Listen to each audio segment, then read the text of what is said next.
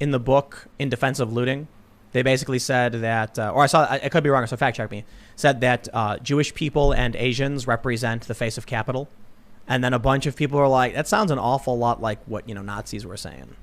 But they believe a lot of the exact same things. So not to play into Godwin's law. What they wanted to do was get rid of oppression or diminish oppression, the feminists. And then they conflated patriarchy with oppression. And that's where that skewed. That's like where Hitler conflated the Jews with the banking power structure that he wanted to overcome, or whatever the power structure. He thought just because a lot of Jewish people were in those positions, that it was the Jewish. I don't even know. I think the dude was just he went after Jewish people. For sure, but as the feminists went after men accidentally, because they were just trying to undo the oppression system. So the fake oppression system. Yeah, and it's the same thing with critical race, is they're trying to undo the white people, but what they really want is to undo the oppression. Well, this is the joke. Whichever group you want to be a part of, you got to figure out who your target is. If you want to be an occupier, the 1%. The 1% is responsible for the war. They're the one who controls the bank and the money. If you want to be, a conspiracy theorist, the Illuminati. The Illuminati's, they're making all the wars. And basically, you can take any one of these groups, any group, anti-racist, fascist, whatever, and you can ascribe all of the same problems, oppression and conflict and strife and suffering. You want to be a communist? Well, the capitalists are causing the war, because the war machine, the capitalists are the ones who are oppressing you. You just pick whichever group, you change the noun, and all of a sudden, congratulations, you're whichever group you want to be. It's a failed tactic. It's a tactic that leads to what we're seeing right now. Is it a failed tactic? They're like chipping away at the patriarchy. They're chipping away at this sense of oppression. Well, I guess the argument would be that it will destroy us in the long run. Well, that's what we've been trying to say, and that's why we're trying to fight back. I've been tweeting and writing about this for years. It is woke versus men, or woke versus masculine energy, and we need to have a revival of masculine energy. You know what's really interesting to me? I grew up watching shows, comic book shows, like superhero stuff, and they always have the men and the women on equal footing. I never really thought about it. So when I was little, watching, say, anime or superhero stuff, you can see Wonder Woman. She's, depending on what you're watching, she's like top tier superhero, as strong as the men, or stronger actually. Yeah. There's tons of anime where there's strong female characters with like top tier abilities, and they're like main characters. And so in fiction, the idea is created particularly among, young people who watch this stuff, that men and women are equally powerful. And then something interesting happened when I was skateboarding and I turned 16. And then all of a sudden it was like, wow, there's a real power disparity between men and women in skateboarding. Then I turned 18 and I went to the X Games, and I was with my friend, and I got to meet a bunch of the top female skaters. And I mean this with no disrespect at all, but they just don't compare to the men. And then all of a sudden, I heard from the mouth of one of the top female pros, "You will never be as good as a man." And that she was telling it to the other women. And I thought that was interesting, to grow up seeing all this fictional content where men and women are equals in every way, fighting each other. Or sometimes the women are stronger, Captain Marvel, for instance. But then you go out in the real world and you watch sports or work, and it's like, men and women are clearly different. I have a lot of strong feelings about this. I've been containing myself. I really hate this idea that men and women need to be on an equal playing, well, not that they need to be on an equal playing field, but that they need to be the same. Because I'm seeing a lot of the idea that they have to be the same. Like, women can be stronger than men. Like, Captain Marvel really did not make me happy. I was like, why should a woman need to be as strong as a man? Why don't you find something interesting that a woman really is good at in real life, and you empower normal women to do normal woman things, to do them really well, and to like assign some kind of value to that, because that would be interesting. That would be different. But so I think about like Sparta, right? I think it's the Spartans. I don't know if this is true, but I read that the only way a Spartan would get a gravestone is if they died in war, in battle. That sounds right. And the only way a woman would get a gravestone is if she died in childbirth. I don't know if that's true. Beast. But I was watching 300, so I started like reading about Sparta and stuff like that. I like your Well, I was gonna say, like, if jumping into a burning building, and pulling out the puppies and the children and saving them is a masculine thing, being the hero, being the strong adventurer, the warrior, what would a feminine, movie be? What would the heroic female be doing? Raising Alexander the Great. Yeah. His mother was impressive. Training, Look, there's a phrase, there's a saying, the hand that rocks the cradle rules the world. Interesting. Right? Genghis Khan's mom. It's the moms that put ideas into the kids' heads, and it's the women that the men desire, that spur men into conquest, into creation, into building things, and to protecting and preserving things. So like Game of Thrones, where you have the women who are, you know, at high-ranking positions, who are royalty or whatever, and the men are all fighting the war and stuff. Yeah, I don't. Who got this idea that it's like it's better to go to war and get chopped up in a meat grinder than to stay at home and to take care of the farm and the kids. Yeah. Like, But that's even still we're talking about the peasant class or the working class. yeah. You like in looking at Game of Thrones, you had tons of female characters who were in positions of great power, who were directing the men to go into the meat grinder and go to war for them. And so there was a lot of drama and a lot of power behind what they did. You look at those characters, like Cersei Lannister was extremely powerful. Now, mind you, I mean, the show kind of trailed off and nobody cares anymore, but I'm using it as an example that you've got a lot of shows where you can see female power and how they wield it and how it's represented. And it's dramatic and it's fantastic. Well, I mean, look, there's and we were talking about Spanish, Latin culture and Spanish language. It's El Sol, right, masculine, and La Luna. Yep. Right. Right. Okay. And then it's also Mother Earth, right? So we have in us, in our history, in our archetypes, in our DNA, in our evolution, this idea that there are polarities. Yeah, Jordan Peterson And talks you about it. need them both, and that like the great caretaker that guards us all and provides this warm, safe, wet environment for us to live in, you know, it's female energy as well. You know what's really crazy? What's the stereotype of when a soldier is dying? What does he yell? Yeah, he screams out for his mother. Mom. Yes, he does. Yeah, he doesn't yell absolutely. dad. Nope. He yells mom, mother. You lived inside her for 9 months. That's crazy. Yeah, man. That to me is one of the greatest like disrespects of modern feminism. That there is kind of it feels, and I'm not saying this of all women. I'm not saying this of all feminists, but there is a general like ignoring of the power of motherhood and femininity. Kind of gets me. Diminishment. Like they're like I one of my friends Not was just posting ignoring, they are tearing it down. Well, Yeah. so one of my friends posted on Facebook how she got I don't know what the right word is for it, but she can't have kids anymore by choice. She went to a doctor. Oh, tubal ligation. I guess it's like tubes you know, tied thing. but Yeah. more than that, like Removal. irreversible. Like a Hysterectomy. hysterectomy. No, not a hysterectomy. But where they use like high heat to sear it Yes. or something. Oh, yeah. So it was a tubes tied followed by cauterization, and they were celebrating that they'll never be a mother. And I was like, why do you feel that way? You know, like why would you go through that? I mean, it's your life. You can do what you want. I'm not telling you can't do it. I'm just curious, like why? Yeah, I'd be interested to and know. I wonder if it's a product of society telling young women not to be this way. And then you think about like who's that woman? Abigail Schreier, I think. Yeah. Mm-hmm. So Joe Rogan had this woman on who is talking about like rapid onset gender dysphoria and stuff, Yeah. and how it's typically young women being told they're trans because they like doing certain masculine things. And so it feels like there's two fronts here that are targeting young women and taking away their agency. One, telling them that they shouldn't like what they like. There was a Reddit post that went pretty viral. I think you might know what I'm talking about. You got a look on your face like you knew this one. No, it was a couple saying we're raising our daughter to be genderless, but she keeps demanding pink dresses. Yes. Our 3-year-old. Yeah, or, you know, whatever. Yeah. And I was like, that's fine. Maybe that's what she wants. Like, why would you deny that if your kid has made a choice? You know what I mean? Like that's. So then they're telling their kid not to want these things, and then when their kid says okay, they go, aha, now you should go to the doctor and get hormone therapy or something. Right. So one of the main concepts of critical race theory is queering, right? So queer is not a noun anymore. It's a verb. Oh, man. And it means to break down barriers. It means to change categories, right? Like to queer something means to take it from what it is and transform it into something else. Usually like it's opposite. I never right? heard this. Yeah. James Lindsay writes about it yeah. all the Oh, time. wow. And Oh, yeah, yeah. so Wow. it's you queering a thing, right? That's why you can have, straight, otherwise cis, whatever girls calling themselves queer. Yeah. Is because in their mindset, they're like trying to help, shred the boundaries. And now this is a theme that we see everywhere right now, which is the elimination of boundaries, right? You can see it from globalism. You can see it in social media. You can see it with the pandemic. You can see it with gender.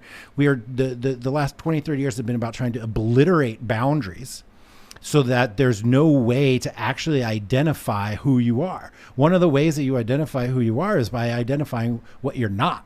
Right. Right. And you can take note over here and over there and over there. And then you get a sense of self. And that sense of self leads to individualism and individual accountability, and it leads to capitalism ultimately. So what they're trying to do is basically we'll all be wearing gray jumpsuits with shaved heads, and it's what's that? Harrison Bergeron. Yes, Harrison Bergeron. Yes. You're familiar. Oh my God, yes. I mean, just here talking to you guys, I have my IQ limiter on, Okay. just so I can fit I in. object So to you don't that. go full Yeah, that's Saiyan. right. I'm highly offended The here. thing in your ear. We actually have a program running to make sure Jack doesn't run circles around us. Yes. I think In fact, all of the guests on this show, everyone except for me, and Are we ever allowed it's a constant screech.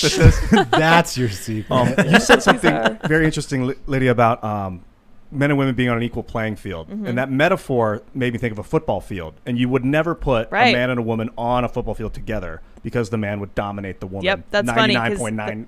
That's exactly what I was thinking of when I said that. I was like, if you put them both on a football field, they're not going to be anywhere near the same. But if you want someone to give your kids the right ideas, you're not going to ask dad to do all of it. You're going to need a mom. So Well, more importantly, I think mother and father can provide different perspectives for the kids. But if your kid needs nourishment, you're not going to be like, suckle the teat of papa. Yeah, you're going to it's be not like, gonna the dad Literally can't not do gonna that. work. So maybe men and women should be on equal playing field, metaphorically, sometimes, but sometimes not. No, Men- they should be treated equally under the law, right. Right. and have agency. I got in trouble a long time ago for writing a satirical piece that was trying to just help women understand that they need to have agency. Feminism is about taking away women's agency. And that's why you see people criticizing the Supreme Court nominee, Right. Yep. right? Because she had kids and babies, so she's a terrible person. She made this choice. Or when women are like, I just want to stay home with the kids. You know what I love about Amy Coney Barrett? They're like, she's literally in a cult where she thinks she's subservient to her husband. She's a handmaiden and going to be and nominated to the highest court in the country, and Yeah, how do you get both of probably one of the those? most powerful people on the planet. So none of it makes any sense. That's right. And the way that we know for sure that none of it makes any sense is in the Scandinavian countries, where they're the most liberal and they give people the most freedom, and they can choose whatever jobs they want. Oh, yeah. And yet more women choose jobs that involve people and Yep. care, and men involve jobs or take jobs that involve things and thinking. It happened naturally, and they're mad about it. But apparently it's worse. It's way wider. Yeah, so apparently in the Scandinavian countries, the more equality they offered up and opportunity, the more the gender divide expanded. I forgot about that. It Like- makes me laugh. Whereas when you didn't, so I guess the way I see it is necessity comes first.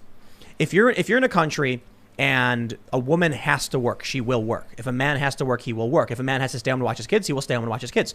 Rick Moranis famously, right, was a famous actor in the 80s, and I believe his story was that his wife, I could be wrong about this, but I believe his wife died, and so he bowed out of Hollywood because he needed to be there for his kids. So the necessity drives first. Give someone a socialized state, like a social programs. I'm not saying socialism, I'm saying social programs where their kids can have daycare and it's covered, don't worry about it. Then what happens? If you've taken away the risk, the choice comes into play. And the men choose the jobs and the things, and the women choose the family and the raising the kids. That's what we see in Scandinavia. In this house, I don't want to clean the basement at all, but I'll carry boxes in all Right, day, yeah. man. Absolutely. Don't you make me use It's a just broom. a natural, like, That's right. deep desire. I've just got this, like, I don't want to clean, Gotta man. carry I'm not things. good at it. I'm not attentive to the detail of the grime. But I'll lift the boxes. That's yeah, right, yeah. I'll carry all the stuff. I can happily, because I'm building muscle. It's kind That's of right. good. It's a good I like workout. it. Yeah. Yeah. It's almost as if we are who we are in part, or if not 100%, due to the hormones in our biology and the way we're built. We're all here to perform a role, right? And it's very clear what my role is. My role is to protect and provide. And it's very clear what a soft feminine woman's role is to provide, happen in our relationship. And neither one of them is like better than the other. They're both important and Both, necessary yeah. to make a whole. So feminism, or being feminine, is Very different, yeah. is something very different from feminism. Yes.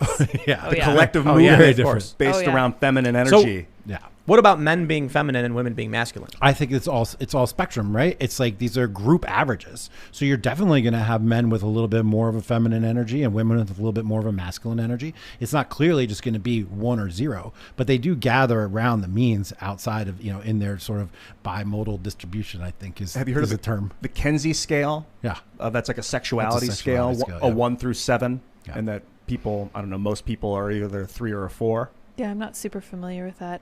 But the thing that bothers me the most about feminism is that it comes in with the name kind of like Antifa. It's interjecting the idea of a strong feminine. And I'm like, when you look at it, all you're getting is watered down versions of males. And that is so demeaning to women. It boils my blood. I was like, what's special about that? You're just a second-rate man. I have time for that. Sorry. Well, and that's what's playing out on the national scale, whether we all of us know it or not. This is a need for more masculine energy, a leadership, and also a reestablishment of categories and boundaries, which is why we see people wanting to pull back from globalism. That's why we see people thinking social media is not healthy for them all the time. That's why we see social distancing is a good thing in times of a pandemic. And that's why we need to have clearly defined gender identities and gender roles, because boundaries matter, and boundaries that you let things in when you want, let things out when you want. No boundaries means there's no people, no thing, there's nothing. Yeah. If everything is everything, then nothing is anything. That's why I say it's Perfect. a chaotic and destructive Did I force. get that? Yeah, you got that. I got that. Okay, sweet. That's why I say it's a chaotic, destructive force. Yeah. It's just, at one point it was anti-globalist, now it's pro-globalist, and now it's just moving around, randomly burning down buildings and destroying things with no real purpose or plan. Well, let's talk about that. To what extent are these people just spontaneously deciding to go do this or that, or burn this, or attack the federal courthouse or whatever? Or to what extent are they being guided and led? To a great extent. Yeah. But it's opportunistic in the sense that there are people in politics who want to channel that rage towards something they can win with. And I think the Democrats tried using that. I think that they saw the anger. So this is why It is what it is. Well, right. This is why we had all this crazy rioting and anti-war stuff during Bush, and then as soon as Obama won, they were gone, because it was being manipulated and weaponized. But now the internet is guiding it. Now there's people online saying go do this, and they just do. So now it's just randomly popping up and it's out of control. It's like a flame that can't be put out. Do your thing, Twitter. Yeah, It's seriously. and this is one of the things I explained to my friend, that she asked me, how do we stop all the crazy cancel culture stuff? And I said, the simple answer really is Donald Trump and the Republicans, for one reason. Social media companies and media have no problem banning conservatives who get out of line, but they're allowing the left to get out of line. We need to set the boundaries for the left, because these companies won't do it. So if we allow them, if we tell Antifa, you burning down these buildings and killing people worked for you, it'll get worse. If we collectively reject all of that and say no, and they realize their temper tantrum doesn't work, we have to be the ones setting the boundary.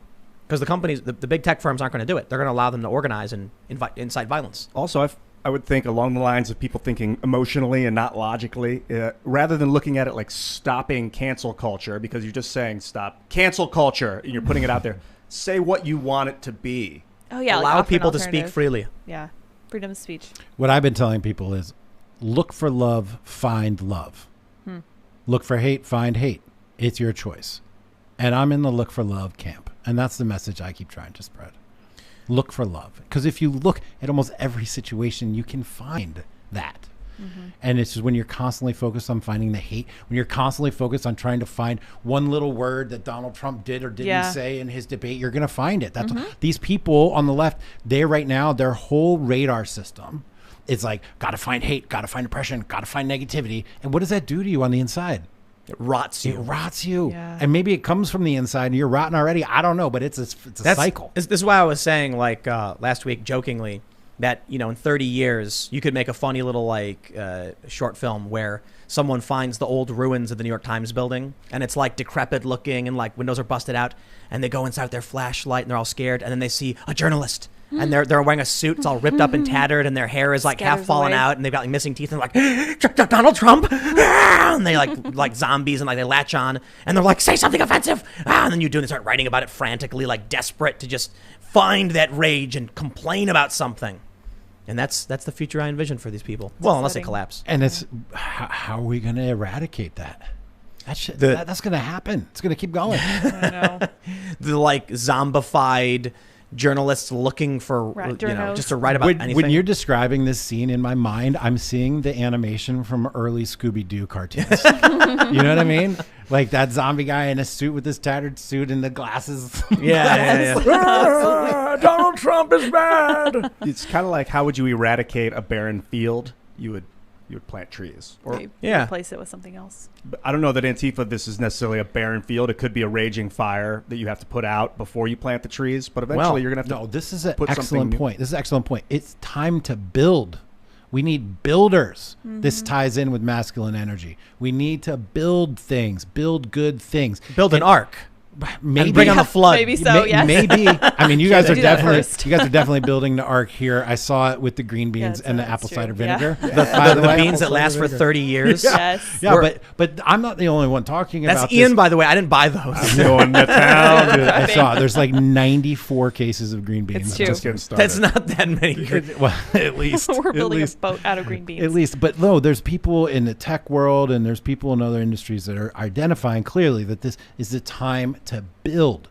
And it's these people that are the ones who are focused on hate all the time. They never build anything. Right. They don't build. They tear down. And if you are a builder, you don't have time for hate because you're too busy building your thing. Correct. So we need builders. And what kind of energy builds things? I don't know. Well, feminine. Thanks for checking out this clip from the Timcast IRL podcast. We do the show live Monday through Friday at 8 p.m. So come back to check us out when we go live. Don't forget to subscribe, hit the like button, hit the notification bell, and we are also available on all podcast platforms for free if you want to listen to us there. Thanks for hanging out, and we will see you all next time.